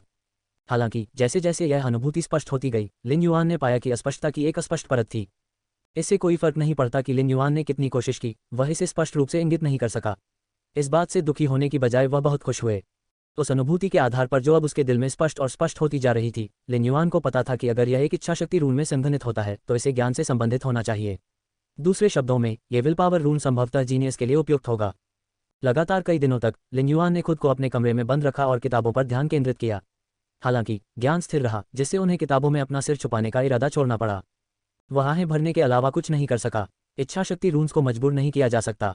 पिछले कुछ दिनों में listening heron chamber of commerce के सभी ऑनलाइन संसाधनों को iron wall chamber of commerce ने लूट लिया था और पूरी तरह से एक खाली शेल्फ में बदल दिया था। सुनो अभी भी कोई बड़ी कार्रवाई करने के लिए उत्सुक नहीं था। इसके बजाय वह पूरी तरह से जेड बनावट वाले पाउडर से बनी कुछ और वस्तुओं को जमा करने और listening heron chamber of commerce के व्यवसाय के मार्ग को नया आकार देने के लिए तैयार था। साथ ही लिसन ऑनलाइन और ऑफलाइन संसाधनों को गुप्त रूप से थोड़ा थोड़ा करके निगलने के लिए फिकियान कियोन का उपयोग एक गुप्तचर के रूप में भी कर रहा था, जिसे iron wall chamber of commerce ने छोड़ दिया था। किसी चैम्बर ऑफ कॉमर्स को चरम सीमा तक विकसित करने का सबसे अच्छा तरीका हर तरह के क्षेत्र में उपस्थिति रखना और सभी इंटरलॉकिंग क्षेत्रों में एक विशाल व्यापारिक साम्राज्य बनाना था। जो लुओ भी पिछले कुछ दिनों में रॉयल कैपिटल पहुंचे थे, उन्होंने विल पावर रून के साथ लिन युआन के प्रति निष्ठा की शपथ ली और उनके सेवक बन गए। उसी समय जब लिन युआन ने उसे 5 स्वर्गीय युवती श्रेणी के मौलिक मोती दिए तो जो लुओ के आयरन बोन इग्वाना का दूसरा अग्नि प्रकार का सिर आखिरकार बढ़ गया। इस नव विकसित सिर ने पृथ्वी प्रकार की लौहस्थी इग्वाना के शरीर में अग्नि प्रकार की ऊर्जा को सक्रिय कर दिया और अग्नि प्रकार और पृथ्वी प्रकार की ऊर्जा विलीन हो गई और भीषण गर्म लावा में बदल गई। तत्वों के ऐसे सम्मिलन के तहत आयरन बोन इग्वाना भी लावा इग्वाना में बदल गया। लिन युआन ने जो लुओ को कांस्य महाकाव्य छिपकली प्रजाति फे डार्क स्नैक ड्रैगन छिपकली को अनुबंधित करने दिया था, जिससे उसकी ड्रैगन प्रजाति की रिक्तरेखा सक्रिय हो गई थी। आयामी दरार की सक्रिय अवधि से पहले अब केवल कुछ ही दिन बचे थे। इसलिए लिन युआन को लगा कि इंडिगो अज्योर सिटी जाने का समय आ गया है। वह अब तटीय संसाधनों की स्थिति की जांच करना चाहता था, जिसे जेंग परिवार listening heron chamber of commerce से जब्त करना चाहता था। सबसे पहले उनका इरादा इस बार एंडले समर को इंडिगो अज्योर सिटी तक अपने पीछे आने देने का नहीं था। उनका इरादा केवल खून खराबे की माली यूजी भर्ती किए गए जो लुओ को लाने और थोड़ा खोजबीन करने के लिए सुनने का था। हालांकि जब लिन युआन को पता चला कि एंडले समर ने लिसन की रक्षा करते हुए एक शीर्ष राजा श्रेणी विशेषज्ञ को मार डाला था, तो उसने फैसला किया कि इस यात्रा पर अपने स्वयं के पथरक्षक ब्लिडबात की मां के अलावा एंडले समर को लाना सुरक्षित होगा। Indigo Azure city. आखिरकार इंडिगो अज्योर सिटी जेंग परिवार के गुट का गढ़ था। अगली सुबह लिन युआन ने एक प्लेटिनम फ्लाइंग फे लॉन्ग बैकर्ड स्वान बुक किया। वह वास्तव में एक दिव्य यात्रा ब्लैक स्वेलो बुक करना चाहता था, जो एक बहुत ही दर्दनाक उड़ान थी, लेकिन आखिरकार लॉन्ग बैकर्ड स्वान की तुलना में बहुत तेज थी। डिवाइन ट्रैवल ब्लैक स्वेलो एक छोटा उड़ने वाला विमान था और अधिकतम केवल 2 लोगों को ही ले जा सकता था। लिन युआन की 6 लोगों की पार्टी को एक बड़ी उड़ान की आवश्यकता थी, इसलिए उन्होंने लॉन्ग बैकर्ड स्वान को चुना, जो गति और आराम को संतुलित करता था। Lin Yuan, Liu Ji, the mother of bloodbath, एंडले समर और लिसन लॉन्ग बैक हंस की पीठ पर कमल की स्थिति में थे। इस बीच जो लुओ सम्मानपूर्वक किनारे पर खड़ा था, एक गार्ड की तरह उनकी रक्षा कर रहा था। लिसन ने लिन युआन को इंडिगो अज्योर सिटी के बारे में हाल की खबरों के बारे में बताया। मुझे हाल ही में इंडिगो अज्योर सिटी में किनारे के उथले समुद्र को अच्छी तरह से देखने के लिए कोई मिला, जिसके बारे में मुझे पहले कोई चिंता नहीं थी। परिणामस्वरूप मेरे द्वारा वहां भेजे गए 2 विशेषज्ञों से मेरा संपर्क टूट गया। ये सुनकर लिन युआन थोड़ा भड़क गया और पूछा, आपने जो 2 विशेषज्ञ भेजे थे वे कितने मजबूत थे? सुनो ने कड़वी हंसी दी और उत्तर दिया, वर्तमान में फीकियांकियोन के पास listening heron chamber of commerce में सबसे मजबूत युद्ध शक्ति है, लेकिन मैं उसे लापरवाही से इस्तेमाल नहीं करना चाहता क्योंकि वह एक छोटा बच्चा है। इस प्रकार मैंने listening heron chamber of commerce से प्लेटिनम फीस के साथ 2 विशेषज्ञों को भेजा। उन्हें बाहर भेजने के बाद उन्होंने केवल एक बार मुझे रिपोर्ट की, इससे पहले कि उनकी ओर से कोई और खबर नहीं आई। मैं मानता हूं कि उन्हें मर जाना चाहिए था। लिसन ने जो कहा उससे लिन युआन को पता था कि इंडिगो एज्योर सिटी में listening heron chamber of commerce द्वारा नियंत्रित उथला समुद्र सुरक्षित नहीं था। यदि वह अपने तुरुप के पत्तों का उपयोग नहीं करता है तो उसकी ताकत प्लेटिनम फे वाले 2 स्पिरिट क्यूई पेशेवरों से बहुत अलग नहीं होनी चाहिए जिन्हें लिसन ने भेजा था। यदि वे जानकारी की तलाश में उथले समुद्र के किनारे गए होते और समुद्र में गहराई तक नहीं गए होते तो उन पर समुद्री जीवों द्वारा हमला करना असंभव होता। इसलिए इन 2 स्पिरिट क्यूई पेशेवरों की मृत्यु संभवतः अन्य स्पिरिट क्यूई पेशेवरों के हाथों हुई थी। उस समय लिसन ने कहा, यंग मास्टर, उन्होंने जो पहला संदेश रिपोर्ट किया वह ये था कि तट के किनारे सोने के पानी के विश्वायामी जीवन रूपों की क्षतिग्रस्त लाशें थीं। मुझे लगता है कि इस अपतटीय तट के पास एक जल विश्वायामी दरार होनी चाहिए। लिन युआन को सोने के पानी के विश्वायामी जीवन रूपों के मांस की आवश्यकता थी, लेकिन इस जानकारी के बाद वह बिल्कुल भी खुश नहीं था। इसके बजाय उसकी भौहें और भी अधिक सिकुड़ गईं। लिन युआन ने गहरी आवाज में कहा, भले ही यह उथला निकट तटीय समुद्र एक ड्रैगन की मांद है या बाघ की मांद है, या अगर कोई इसका लालच कर रहा है तो मुझे ये देखना होगा कि इसमें किस तरह का बेईमानी भरा खेल छिपा है। रिपोर्ट अध्याय टिप्पणियां संपर्क करें, टॉस साइट मैप दान करें, मेनू दिखाओ, उपन्यास बिन, उपन्यास फे एवोल्यूशन मचेंट, अध्याय 428 अंधेरे में दुश्मन। गुना विशेष ऑफर के साथ नोएल का स्वागत करें। उपन्यास से संबंधित उत्पादों पर सर्वोत्तम डील पाने के लिए URL पर प्रोमो कोड NOEL23 के I887 का उपयोग करें। खरीदारी के लिए शुभकामनाएं। फे एवोल्यूशन मचेंट C428 अंधेरे में दुश्मन। प्लेवलूम रात के 12 बजे ट्रूविड फुल स्क्रीन। अध्याय 428 अंधेरे में दुश्मन। अनुवादक एटलिस स्टूडियो, संपादक एटलिस स्टूडियो। लिन युआन फिलहाल हैरान था। इस तट पर स्वर्ण जल विश्वायामी जीवन रूपों की क्षतिग्रस्त लाशें कैसे दिखाई दे सकती हैं? उनके मरने के बाद उनका मांस जल्द ही सड़ जाएगा और समुद्र के तल में डूब जाएगा। समुद्र में समुद्री जीवों में पशु प्रजातियां, पौधे प्रजातियां और कीट प्रजातियां शामिल हैं। जल जगत आयामी जीवों के मांस के सड़ने के बाद मछली की गंध भी अत्यधिक जहरीली हो जाएगी। समुद्री जीवों में से अधिकांश पशु प्रजाति के जानवर इसे खाना पसंद नहीं करते थे। हालांकि इन मृत और सड़े हुए पानी के विश्वायामी जीवन रूपों का मांस समुद्री जीवों के बीच पौधे और कीट प्रजाति के जानवरों के लिए एक दावत था। इसलिए यह सामान्य था कि सोने के पानी के विश्वायामी जीवन रूपों का मांस तट पर पाया जाएगा। एकमात्र संभावना जिसके बारे में लिन युआन सोच सकता था वह ये थी कि सोने के पानी के विश्वायामी जीवन रूपों को तट के बहुत करीब एक स्थान पर नष्ट कर दिया गया था। अचानक हुए विस्फोट ने मांस को तब भी मजबूत कोशिका जीवन शक्ति प्रदान की होगी जब इसे सोने के पानी के विश्वायामी जीवन रूपों के शरीर से अलग किया गया था। जब मजबूत सेलुलर गतिविधि के साथ सोने के पानी के विश्वायामी जीवन रूपों का मांस लहरों द्वारा किनारे पर धोया गया था तो ये प्लेटिनम फे के साथ 2 स्पिरिट क्यूई पेशेवरों द्वारा भी खोजा गया था जिन्हें लिसन ने भेजा था। खोज के समय इन स्वर्ण जल विश्वायामी जीवन रूपों के मांस में सेलुलर गतिविधि को पूरी तरह से गायब माना गया था। सड़ना शुरू हो गया होगा, अभी पूरी तरह सड़ा नहीं है। लिन युआन ने अपनी आंखों से जल जगत के आयामी जीवों के मांस के सड़ने की गति को देखा था। जब 2 स्पिरिट क्यूई पेशेवर लिसन ने भेजे थे तो उन्होंने किनारे पर सोने के पानी की दुनिया के आयामी जीवन रूपों का मांस देखा था। आयामी जीवन रूप को मर जाना चाहिए था। तटवर्ती उथले समुद्र में वितरित समुद्री फाइयां कमजोर थीं, इसलिए खुले जल विश्वायामी दरार को पूरी तरह से अवरुद्ध करना कठिन था। इसलिए जल विश्वायामी जीवन रूप तट पर स्थित शहरों पर हमला करेंगे। इसके लिए तट के पास उथले समुद्र के करीब रहने वाले स्पिरिट क्यूई पेशेवरों को तट पर कहर बरपाने वाले जल विश्वायामी जीवन रूपों के खिलाफ लड़ने के लिए कदम उठाने की आवश्यकता थी। हालांकि लिन युआन को सबसे ज्यादा हैरानी इस बात से हुई कि इंडिगो एज्योर सिटी के निवासियों को जल विश्वायामी दरार के बारे में पता भी नहीं था। लिन युआन ने एक पल के लिए विचार किया और लिसन से पूछा, क्या listening heron chamber of commerce के नियंत्रण के तहत इस उथले निकट तटीय समुद्र में कई फे हैं जो जल विश्वायामी दरार का प्रभावी ढंग से विरोध कर सकते हैं? क्या जल विश्वायामी जीवन रूपों द्वारा तट पर हमला करने का कोई मामला सामने आया है? लिसन ने तुरंत उत्तर दिया, उस समय मेरे दादा और पिता ने इस उथले निकट तटीय समुद्र पर नियंत्रण लेने के लिए listening heron chamber of commerce के संपूर्ण संसाधनों का उपयोग करने का विकल्प चुना था क्योंकि इसमें बहुत अधिक शेलफिश मछली थी। इन शेलफिश फे में मौजूद गोले, मांस और मोती सभी उच्च गुणवत्ता वाले संसाधन हैं। शेलफिश फीस की आक्रमण क्षमता मजबूत नहीं है। अपनी संख्या के कारण वे प्लवक के शिकारी हैं। इसलिए अधिकांश समुद्री जीव जीवित रहने के लिए शेलफिश जीवों पर निर्भर रहते हैं। बिग बिल स्पाइनी मछली और शेलफिश खाने वाले बख्तरबंद कछुओं की संख्या बाकी समुद्री जीवों की तुलना में अधिक है। हालांकि जब शेलफिश खाने की बात आती है तो बिग बिल स्पाइनी मछली और शेलफिश खाने वाले बख्तरबंद कछुए क्रूर होते हैं। वे जल विश्वायामी जीवन रूपों के शिकार होते हैं। हालांकि असंख्य बिग बिल स्पाइनी मछलियों के कारण इस समुद्र में टेल कटिंग शैडो शार्क का एक बड़ा समूह भी है जो उन्हें खाते हैं। जब लिन युआन ने यह सुना तो उसे पता चला कि तट के पास का यह उथला समुद्र बहुत खतरनाक था। दुर्भाग्य से स्थानीय समुद्री जीवों की नियति थी कि वे जल विश्वायामी दरार से उभरे समुद्री जीवों का प्रभावी ढंग से विरोध करने में असमर्थ थे। पूंछ काटने वाली छाया शार्क समुद्र में बहुत ही विशेष क्रूर जानवरों का एक समूह थी। उनके अस्तित्व का मतलब था कि इस समुद्र में बड़े शिकारी नहीं होंगे। टेल कटिंग शैडो शार्क का स्कूल अपने क्षेत्र में अपने जीवन के लिए किसी भी खतरे को दूर करने वाला पहला स्कूल होगा। यदि इस समुद्र में बड़े शिकारी मौजूद थे तो इसका मतलब ये होगा कि उन्होंने पूंछ काटने वाली छाया शार्क के झुंड को मार डाला था। समुद्र में पूंछ काटने वाली छाया शार्क का केवल एक ही समूह था, भले ही वे व्यक्तिगत रूप से बेहद मजबूत थे। सीमित संख्या के कारण असंख्य जल विश्वआयामी जीवन रूपों के विरुद्ध उनकी दमनकारी शक्ति बहुत कम थी। भले ही ये पूंछ काटने वाले शैडो शार्क पागलों की तरह मारे भी जाएं, लेकिन वे जल विश्वआयामी जीवन रूपों के एक छोटे से आधे हिस्से को मिटा नहीं सकते थे। उस पल में लिसन ने आगे कहा, पहले के वर्षों में इस उथले निकट तटीय समुद्र पर लगभग हर महीने 1 या 2 बार जल विश्वआयामी जीवन रूपों द्वारा आक्रमण किया जाता था। जब तक जल विश्वआयामी दरार खुली रहेगी तब तक ये शांतिपूर्ण नहीं होगा। सुनने का स्वर अत्यंत गंभीर हो गया। हालांकि 3 साल पहले जल जगत के आयामी जीवन रूपों पर आक्रमण कभी नहीं हुआ था। लिन युआन को लगा कि सब कुछ और अधिक विचित्र हो गया है। उसने बहुत देर तक सोचा, लेकिन फिर भी उसे कुछ समझ नहीं आया। ऐसा लग रहा था कि सच्चाई को जानने के लिए उसे अभी भी listening heron chamber of commerce के नियंत्रण में उथले निकट तटीय समुद्र का पता लगाने की जरूरत है। लिन युआन ने मदर ऑफ ब्लिडबाथ और एंडलेस समर की ओर देखा और कहा, एंडलेस समर, मदर ऑफ ब्लिडबाथ, जब हम इंडिगो अज्योर सिटी में पहुंचते हैं तो आप दोनों सबसे पहले छाया में छिप जाते हैं। यदि किसी का जीवन खतरे में नहीं है तो आपको कोई कदम उठाने की जरूरत नहीं है।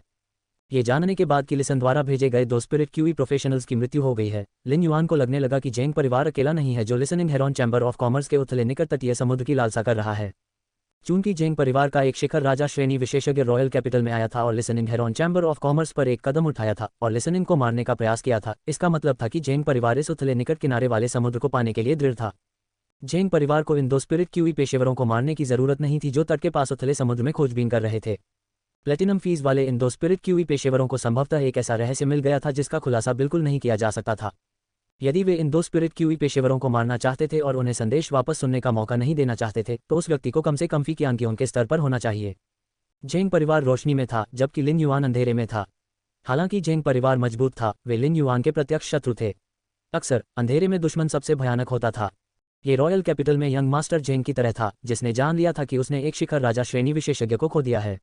इस दौरान शायद वह चैन से सो भी नहीं पाएंगे। जिस बात ने लिन युआन को थोड़ा परेशान महसूस कराया वह ये थी कि यदि अन्य लोग जेंग परिवार के बगल में अंधेरे में किनारे के उथले समुद्र की चाहत कर रहे थे तो अंधेरे में दुश्मन एक अज्ञात छिपा हुआ खतरा थे। जेंग परिवार द्वारा listening heron chamber of commerce में कदम रखने के बाद अंधेरे में ये गुट अभी भी उथले निकट किनारे वाले समुद्र को चाहता था।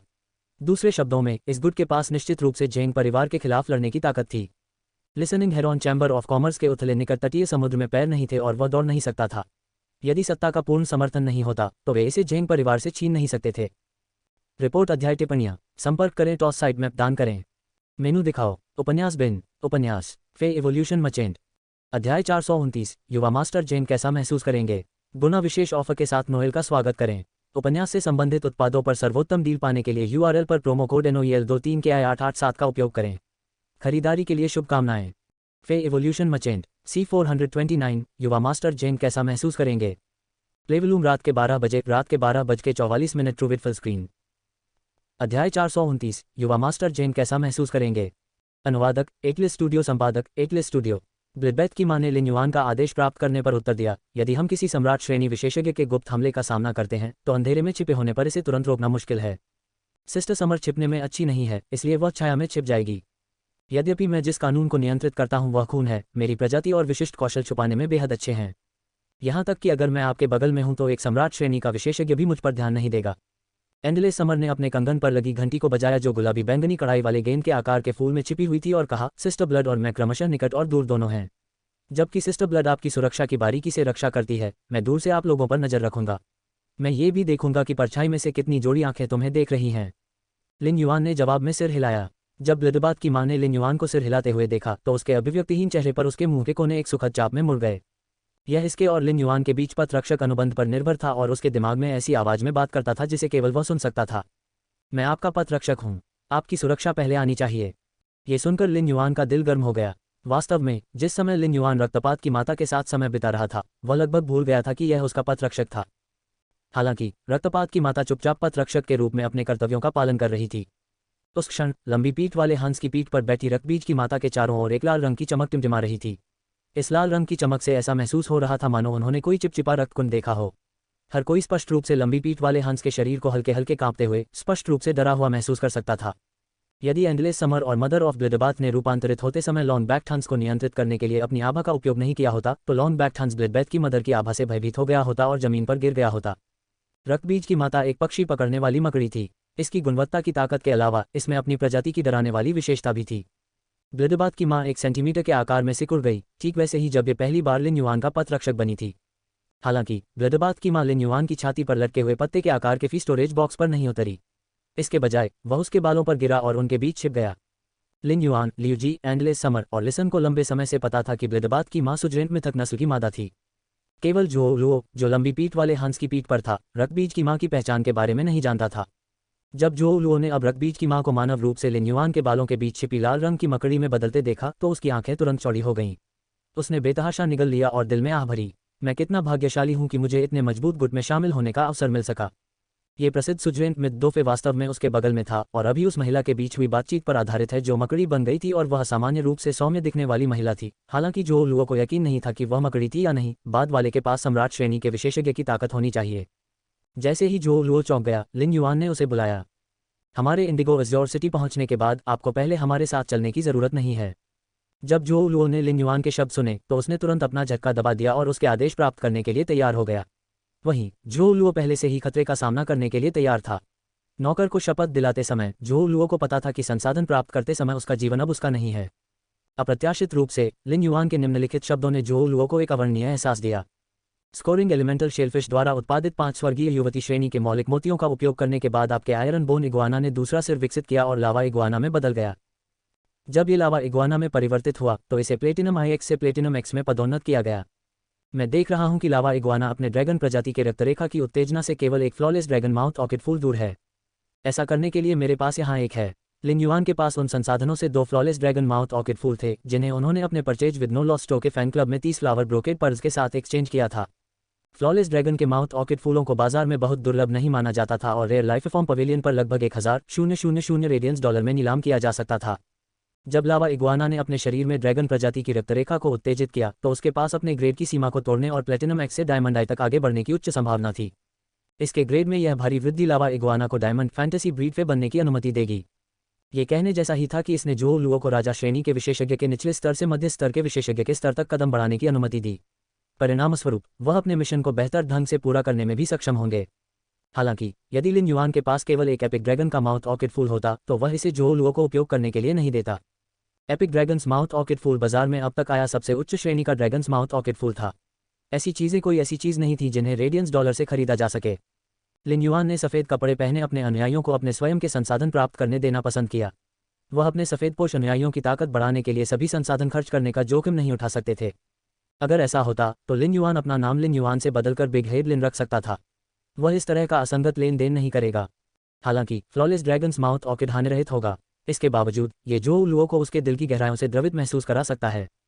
हालांकि जो लुओ एक कांस्य महाकाव्य डार्क स्नैक ड्रैगन छिपकली और 5 स्वर्गीय युवती श्रेणी के मौलिक मोती निवेश करने के लिए लिन युआन का आभारी था, लेकिन वह प्रभावित नहीं हुआ था। ऐसा इसलिए था क्योंकि जो लुओ की नौकर शपथ के साथ ऐसे संसाधन का आदान प्रदान किया गया था। हालांकि फ्लॉलेस ड्रैगन्स माउथ ऑर्किड नहीं था। यदि यह पहले होता तो जो लुओ को फ्लॉलेस ड्रैगन के माउथ ऑर्किड पर अपना हाथ पाने के लिए 2 साल तक संसाधन जमा करने की आवश्यकता होती। भले ही आयरन बोन इग्वाना लावा इग्वाना में बदल गया हो और जो लुओ की ताकत बढ़ गई हो, उनकी राय में उसे अब फ्लॉलेस ड्रैगन के माउथ ऑर्किड के लिए पैसा कमाने के लिए कम से कम 8 महीने की आवश्यकता होगी। जिस गुट के प्रति उन्होंने अपनी सारी निष्ठा समर्पित कर दी थी, उन्होंने अपने पहले मिशन के दौरान कोई योगदान देने से पहले ही उन्हें ऐसा उपहार दिया था। इससे जो लुओ के हृदय में कृतज्ञता की भावनाएं और भी अधिक उमड़ पड़ीं। उस पल में लिन युआन ने लिसन पर नजर डाली और कहा, सुनो, तुम्हें क्या लगता है कि जेंग परिवार के युवा मास्टर जेंग को क्या महसूस होगा अगर उन्हें पता चलेगा कि तुम अचानक listening heron chamber of commerce की पुरानी हवेली में लौट आए हो। 012-1N रिपोर्ट अध्याय टिप्पणियां संपर्क करें टॉस साइट मैप दान करें मेनू दिखाओ उपन्यास बिन उपन्यास फे एवोल्यूशन मचेंट अध्याय 430 इंडिगो अज्योर सी मार्केट गुना विशेष ऑफर के साथ नोएल का स्वागत करें। उपन्यास से संबंधित उत्पादों पर सर्वोत्तम डील पाने के लिए URL पर प्रोमो कोड NOEL23 के I887 का उपयोग करें। खरीदारी के लिए शुभकामनाएं। फे evolution merchant C430 Indigo Azure सी मार्केट प्लेवलूम रात के 12 बजे रात के 12:44 ट्रू विद फुल स्क्रीन। अध्याय 430 इंडिगो अज्योर सी मार्केट। जब लिसन ने लिन युआन की बातें सुनी तो वह थोड़ा घबरा गया और विचार करने लगा।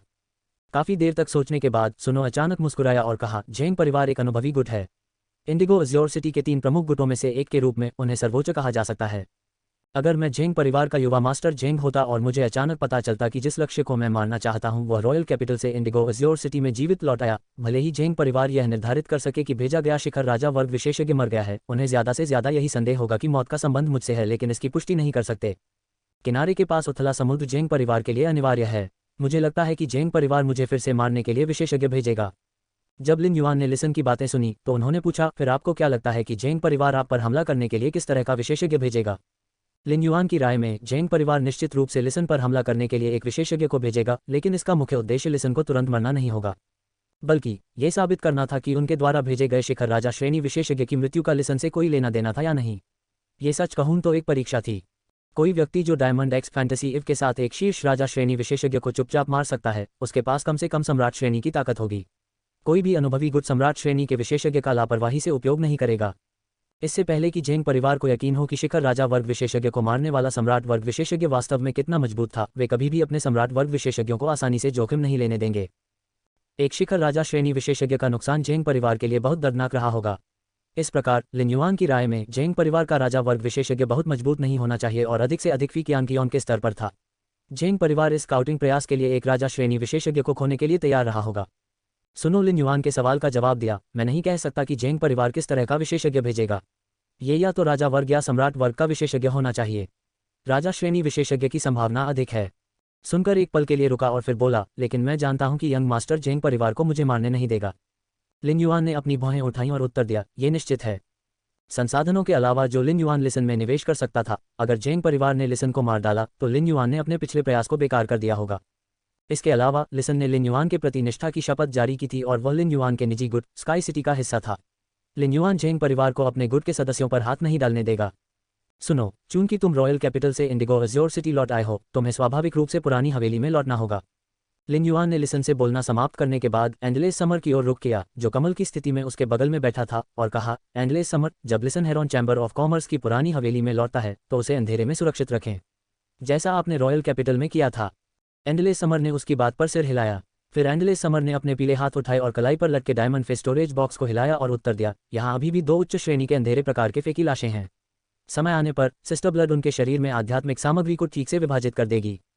जब लिन युआन ने एंडलेस समर को ये कहते हुए सुना तो उसे वह समय याद आ गया जब रकबीज की मां ने उस शिखर सुजरेंट में 2 कौवे की लाश को बिना किसी बर्बादी के विभाजित कर दिया था। ब्लिडबेथ की मां ने एक पल के लिए विचार किया और कहा, चूंकि वे 2 उच्च श्रेणी के अंधेरे प्रकार के फैंटेसी नस्ल के जानवर हैं, इसलिए उनकी इच्छाशक्ति अपेक्षाकृत मजबूत होनी चाहिए। जब हम रॉयल कैपिटल लौटेंगे तो मैं ये देखने के लिए सावधानीपूर्वक विभाजन करूंगा कि क्या मैं रक्त कानून के साथ रक्त को नियंत्रित कर सकता हूं और उनके दिमाग में इच्छाशक्ति को अधिकतम तक संरक्षित करने के लिए उनकी सेलुलर गतिविधि को उत्तेजित कर सकता हूं। जैसे जैसे वे अपनी यात्रा पर आगे बढ़ते गए, वे इंडिगो अज्योर सिटी के और भी करीब आते जा रहे थे। लिन युआन ने महसूस किया कि जब वह रॉयल कैपिटल में थे तब आसपास का तापमान काफी अधिक था। समुद्र के ऊपर की हवा में हल्की नमकीन समुद्री हवा भी थी। प्लेटिनम लॉन्ग बैक स्वान की पीठ पर लिन युआन पहले से ही इंडिगो अज्योर सिटी की रूपरेखा देख सकता था। समुद्र के किनारे का ये शहर बहुत विशाल था। यहाँ तक कि जब लिन युआन आसमान में था तब भी उसकी नज़र में आने वाला क्षेत्र इस विशाल शहर का केवल 1/10 या 2/10 हिस्सा ही घेर सका। लिन युआन के हाथ में हथेली के आधे आकार का एक हल्का नीला ड्रैगन माउथ ऑर्किड दिखाई दिया। उन्होंने इसे जो लुओ को सौंप दिया और कहा, पहले अपने लावा इग्वाना को विकसित होने दें और मेरे आपसे संपर्क करने का इंतजार करें। इतना कहने के बाद लिन युआन ने एक पल के लिए सोचा और गहरे सुनहरे रंग के रक्त की एक और ट्यूब निकाली और कहा, डायमंड ड्रैगन रक्त की इस ट्यूब को भी ले लो। यदि फ्लॉलेस ड्रैगन माउथ ऑर्किड लावा इग्वाना के शरीर में ड्रैगन प्रजाति की रक्तरेखा को उत्तेजित नहीं कर सकता है, तो रक्त की यह ट्यूब एक पूरक प्रभाव प्रदान करने में सक्षम होनी चाहिए। कुछ अज्ञात विविधताएं कभी कभी फीमेल ड्रैगन प्रजाति की रक्तरेखा की उत्तेजना के साथ होती हैं, इसलिए लिन युआन ने जो लुओ के लिए डायमंड ड्रैगन प्रजाति फी के रक्त की एक ट्यूब प्रदान की, जिसे तैयार माना जाता था। जो लुओ ने लिन युआन का उपहार लिया और कहा, यंग मास्टर, एक दिन लावा इग्वाना के लिए अपने शरीर में ड्रैगन प्रजाति रक्तरेखा को जगाने और अपने ग्रेड को आगे बढ़ाने के लिए पर्याप्त समय है। यदि आप उसके बाद मुझसे संपर्क नहीं करते हैं तो मैं किसी भी समाचार के बारे में पूछताछ करने के लिए listening heron chamber of commerce के उस उथले निकट किनारे वाले समुद्र में जाऊंगा। लिन युआन ने अचानक देखा कि इस क्षण के दौरान जो लुओ की आंखों में एक दृढ़ भावना प्रकट हुई थी। जो लुओ ने भी अपनी यात्रा का उद्देश्य जानने के बाद इस मिशन को शुरू करने की पहल की थी। इस स्थिति ने संकेत दिया कि जो लुओ ने किसी तरह खुद के प्रति वफादारी से अधिक समर्पित करना शुरू कर दिया था। ठीक है, लेकिन चूंकि कोई गुप्त रूप से उस उथले समुद्र तट को देख रहा है, इसलिए आपको वहां जाकर खुद को खतरे में नहीं डालना चाहिए। किनारे के उस उथले समुद्र के पास एक गिल्ड एलायंस शाखा है। आपको वहां जाकर जांच करने से कुछ हासिल करने में सक्षम होना चाहिए। इस तथ्य के अलावा कि सच्चे शीर्ष गुटों के पास अपने स्वयं के समाचार खुफिया कनेक्शन थे, गिल्ड एलायंस की खबर निस्संदेह सबसे व्यापक मानी जाती थी। आखिरकार गिल्ड एलायंस स्पिरिट क्यूई पेशेवरों से भरा हुआ था और उनमें से कई इंडिगो अज्योर सिटी से थे। ये स्पिरिट क्यूई पेशेवर पूरे साल इंडिगो अज्योर सिटी में रहते थे, इसलिए किसी को कुछ उपयोगी जानकारी मिल सकती है। उस पल में लिसन ने अचानक कुछ सोचा और कहा, यंग मास्टर, हर दशक में आयामी दरार की दंगा अवधि से पहले इंडिगो अज्योर सिटी में एक भव्य इंडिगो अज्योर सी मार्केट होगा। इंडिगो अज्योर सिटी के लगभग सभी स्थानीय गुट और व्यक्ति इन 10 वर्षों के दौरान समुद्र में एकत्र की गई आध्यात्मिक सामग्री और सामग्री को इस समुद्री बाजार में बेचेंगे। समुद्र में बहुत सी आध्यात्मिक सामग्रियां और वस्तुएं दुर्लभ और विचित्र हैं। हमेशा ऐसे लोग होते हैं जो उन्हें खरीदते हैं, लेकिन कई बार क्लास 4 क्रिएशन मास्टर्स भी गलत निर्णय लेते हैं। रिपोर्ट अध्याय टिप्पणियां संपर्क करें टॉस साइट मैप दान करें।